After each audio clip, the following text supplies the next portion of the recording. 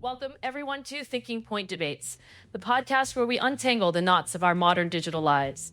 Today, we're diving headfirst into a topic that I think is on the minds of almost every parent, educator, and, frankly, anyone who cares about the next generation.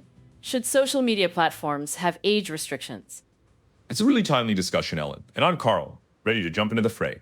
Because while the concern for children's well-being is absolutely valid, the idea of broad age restrictions also brings up some significant questions about digital literacy and access that I think we need to unpack very carefully. Is a blanket ban really the solution? Exactly, Carl. Our central question today is quite stark. Should kids under 16 be allowed on social platforms?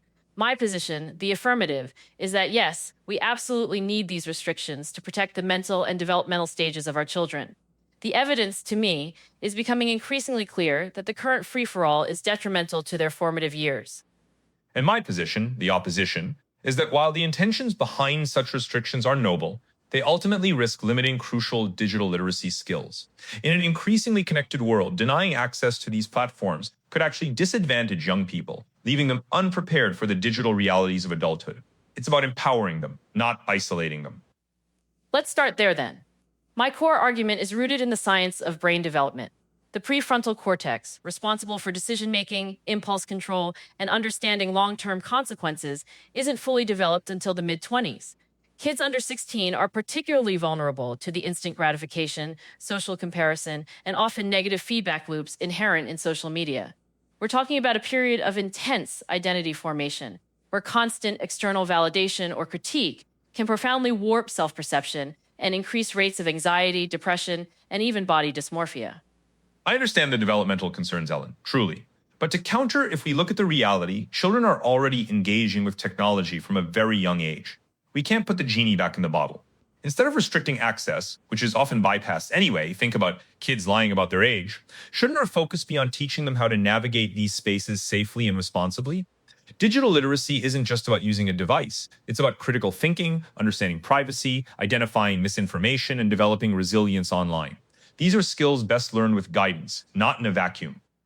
But Carl, guidance often isn't enough. When platforms are designed to be addictive, leveraging sophisticated algorithms to keep users engaged, feeding them content that isn't always age-appropriate or healthy, it's an unequal fight for a developing mind. We're not talking about simply learning to type. We're talking about a pervasive environment that can easily lead to social media addiction, sleep deprivation, and a diminished capacity for face-to-face interaction. The statistics on rising mental health crises among adolescents seem to correlate quite strongly with the proliferation of smartphone and social media use. Correlation isn't causation, though, and it's a complex issue with many contributing factors. Look, I agree that platforms have a responsibility to design safer products, but simply banning children won't solve the underlying issues of mental health, which existed long before TikTok. What it might do is create a generation of digital illiterates. Consider the educational aspects. Many schools now integrate digital tools. Collaboration, research, communication, these are often done online. Denying access to social platforms, which are often used for group projects or community engagement, could isolate these children academically and socially, making it harder for them to participate fully in a digitally driven curriculum.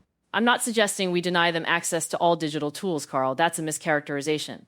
My focus is specifically on social media platforms designed for public sharing, often with strangers, and that thrive on algorithms. Educational tools, controlled environments, parent-monitored platforms, those are different. The argument that they'll find a way around it anyway doesn't negate the responsibility to try and protect them. We have speed limits, even though people speed. We have drinking ages, even though underage drinking occurs. These restrictions set a societal expectation and create a barrier, making it harder for children to stumble into harmful situations without adult awareness. And that's where I believe the parallel breaks down a bit. Speed limits and drinking ages are about immediate physical danger or impaired judgment in specific contexts. Social media, while having potential harms, also offers immense opportunities. If we restrict access, we're not only limiting their exposure to potential negatives, but also to the positives: connection with peers, finding communities based on shared interests, accessing diverse information, developing a voice, and even learning civic engagement. Are we comfortable telling a creative teenager they can't share their art or opinions on a platform because they're under 16, while simultaneously expecting them to be digitally savvy adults? But at what cost, Carl? What good is digital savvy if it comes at the expense of their foundational mental health and well being? We're seeing a generation struggling with self esteem, sleep issues, and a constant need for external validation. These aren't minor side effects, they're deeply impacting their ability to function, learn, and form genuine relationships offline. A child who spends hours curating an online persona might miss out on developing authentic self worth. And those communities you mentioned can also be echo chambers, ripe for cyberbullying, or even expose them to grooming. It's a minefield for developing minds. I hear the concern for mental health, and it's paramount. But the solution isn't to shield them from the world, it's to equip them to navigate it. Think about the digital divide. If we implement strict age restrictions, we might inadvertently exacerbate this. Children from less privileged backgrounds, who might rely on social platforms for news, for educational content shared by peers, or even for networking opportunities that could lead to future internships or skills, could be disproportionately affected. They might miss out on essential cultural conversations or trends that are largely happening online. This could create a different kind of disadvantage, socially and economically. But isn't it more equitable if all children, regardless of background, are protected during a crucial developmental window? The argument for digital literacy often assumes an ideal scenario where parents have infinite time and expertise to monitor, where schools have robust digital citizenship curricula, and where platforms actively enforce ethical design. The reality is far from that. By setting an age restriction, we create a baseline protection that benefits everyone. It gives parents a clear boundary and platforms a clear directive, rather than leaving it to individual families to constantly battle against persuasive algorithms designed by multi-billion-dollar companies. But that baseline protection, Ellen, often comes with an unforeseen cost. If kids are restricted, they'll inevitably find less regulated, darker corners of the internet where parental oversight is even harder. Or they'll simply lie about their age, and without any prior guidance or experience, they'll be even more vulnerable when they eventually do gain access. We're also talking about limiting their voice. Many young activists and creators use social media to share their perspectives, raise awareness for causes, and build skills that are highly valued in the modern workforce. Denying this opportunity until 16 could stunt innovation and participation. Stunted innovation versus compromised mental health? I think the choice is clear. We're not saying no innovation, just delayed until they're more capable of handling the pressure cooker environment. The current system places an unfair burden on children and parents. An age restriction would force platforms to rethink their designs, potentially creating more age-appropriate, safer spaces for younger users, rather than simply lumping everyone into the same engagement-driven model. It's about systemic change, not just individual parental struggle. And that's where I see a significant societal implication. This isn't just about individual kids. It's about how we prepare future generations for a world that is inherently digital.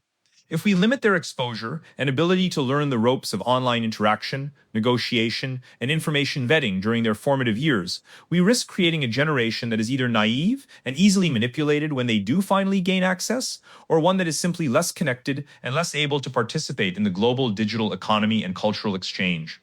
We need to foster resilience and critical thinking, not just impose a ban. To summarize my position, Carl, the overwhelming evidence of social media's impact on adolescent mental health, coupled with the inherent developmental vulnerabilities of children under 16, makes a strong case for age restrictions. It's a necessary protective measure, allowing children to develop their sense of self, form healthy relationships, and cultivate focus without the constant pressure, comparison, and potential harms of unbridled social media exposure. It's about prioritizing their well-being over immediate digital literacy at a critical stage. And to summarize my point, Ellen, while the concern for mental health is shared, a blanket age restriction risks creating a greater problem. It undercuts the development of vital digital literacy skills, isolates young people from peer communities and educational resources, and potentially drives them to less regulated spaces. Instead of prohibition, we should focus on robust education, parental involvement, and platform accountability, empowering children to safely and effectively navigate the digital world they are already a part of, rather than trying to wall it off from them. The world isn't waiting, and neither should their learning. Powerful points from both sides today. Absolutely, Ellen. This isn't an easy one. So, after hearing our debate, what side are you on? Do you believe children under 16 should be restricted from social media to protect their mental development? Or do you think such restrictions limit their essential digital literacy and participation in the modern world? Let us know in the comments below and tell us why.